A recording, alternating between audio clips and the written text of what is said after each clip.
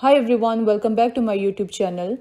Today's class is on educational philosophy, and in this video we will discuss the three methods of acquiring knowledge, which are rationalism, empiricism and criticism. So before starting, if you are yet to subscribe to this channel, please subscribe now and press the bell icon to get notification on all the new videos which are helpful for your NET preparation, be it MET, BA and MA education. In philosophy, there are three major branches, which are epistemology, which means knowledge, metaphysics, which means reality, and axiology, which means values. And these are the basic but the most important things to remember when you study any philosophy: idealism, realism, existentialism, etc. Each philosophy have their own interpretation of knowledge, reality, and values. And today's class is focused on the first one, that is epistemology, knowledge. Like we have said, epistemology is basically a branch of philosophy that studies knowledge, whether we can know things with certainty, how we know things, and what counts as knowledge. It is derived from a Greek word epistem, which means knowledge, and logos, meaning the science of or a study of. The term knowledge can be used in a variety of ways. Schaeffler 1999 mentions three ways of using knowledge, which are: number one, knowledge supported by psychological conviction. I'll explain this to you. Psychological conviction basically means that we know psychologically that something is going to happen and it happens. For example, you say, I knew that it would rain and it rained. Number two, procedural knowledge. This can be understood as the know-how knowledge or the ability to do something. For example, you know how to paint, you know how to swim, etc. And the third one is acquaintance knowledge. As we can see from the name itself, you have an acquaintance with someone. For example, you know who is John's neighbor. Now we will look one by one the three methods that we use in philosophy for acquiring knowledge, starting with rationalism. So this is a method of acquiring knowledge which believes that reason is the main and ultimate source of all knowledge. Reasoning basically means the knowledge that you obtain by using your mind and intellect. According to the rationalist, true knowledge is not what you obtain through your sense organs or experience, but it is something that you discover by the abilities of your rational mind. For them, the intellect alone is able to understand and discover true knowledge. Rationalists lay emphasis on innate ideas. Innate ideas means the ideas that we are born with. Believe that when we are born, the God or the higher power has blessed us with some ideas. So they believe that knowledge is a priori. A priori means the knowledge that is gained before experiencing. Example, 2 plus 5 is equal to 7. You do not need to experience through your sense by touching or seeing. You simply know through your intellect that 2 plus 5 makes 7. According to the rationalist, knowledge is firstly derived from intuition, which is called rational insight. Rational insight, in simple words, is the mental ability that we have which helps us to recognize and understand what is true. So this method firstly uses intuition, and secondly it deduces what it already have in mind. Deduction is basically a process of reasoning in which one moves from one or more premises to reach a logically certain conclusion. I'll give you an example. All bachelors are unmarried. John is unmarried. Therefore, John is a bachelor. Thirdly, it arrives at innate knowledge. So it is believed that human mind is created with certain type of knowledge already programmed. It can be seen as a priori knowledge. It is the type of knowledge that we do not need to experience. However, to know something, experience may trigger the knowledge into consciousness and awareness. Yes, ultimately, it is the part of our nature and it is there since birth. Innate knowledge is the knowledge that we have from God or say higher power. Rationalists say that, of course, experience might give you new opinion, but they cannot explain why something is as it is. This innate knowledge is the reason why some people are good at something despite of having the same experience. For example, let's take dance.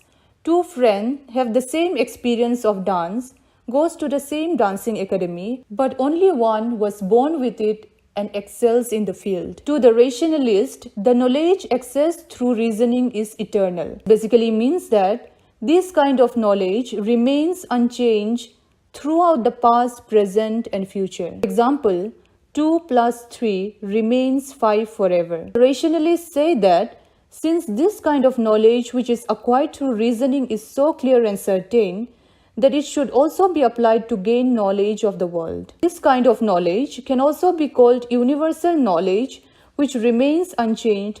For example, the mathematical knowledge. French philosopher Descartes, Dutch philosopher Spinoza, and the German philosopher Leibniz are the eminent rationalist thinkers. For your better understanding, I have put the very famous statement given by the philosopher Plato. He said that if you want to know about the world, you should turn inside yourself and find the answer. Now, let us move on to the next method, that is empiricism. Empiricism is derived from the Greek word empiria, which means experience. According to the empirist, knowledge is a posteriori, which means the knowledge that is obtained later on by experiencing through our senses. What we can see, hear, smell, taste, touch. According to this method, all knowledge should be derived from sensory experiences. Knowledge to be true should be derived only from experiences. Unlike the rationalists, empirists deny the existence of any innate knowledge or concepts. They do not believe in the so-called intuitional knowledge or the knowledge given by God or higher power when a child is born. They believe that knowledge is gained over years through sensory experiences. Induction is an important characteristic of empiricism. Induction basically means process in which you use examples and observations to reach at a certain conclusion. Example, John visits his friend Mary's house and he observed and saw that the chairs in Mary's kitchen are red. He then went to their garden and saw that the chairs there as well are red.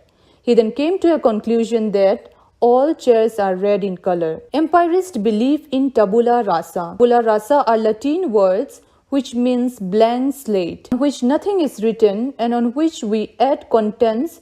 Through experience, we become exposed to the world. We receive knowledge later on through our sense organs. According to this method, knowledge is tentative and probabilistic. This basically means that they hold the belief that knowledge is not permanent, can be revised and also proved wrong later on. Empiricism is the scientific method. Anything to be true must be tested and observed. Aristotle have said, if you want knowledge, look to the world in front of you, add them all together, and what they share in common equals. Now, here some people debate that rationalism cannot be accepted as source of knowledge because they say that there is nothing called as a priori or God-gifted knowledge, because all the inventions, the scientific discoveries are done by experience and observation and not gifted by some higher power or God. But then there are other group of people who say that we humans are born with innate knowledge. And that is the reason why some people are good at something despite of having the same experience. So it was found that whether it is rationalism or empiricism, they cannot be always true. This gave birth to a new method called criticism. Immanuel Kant, the German philosopher, considering both the method, took a middle road. There are some knowledge that we have in our mind that was not true experience.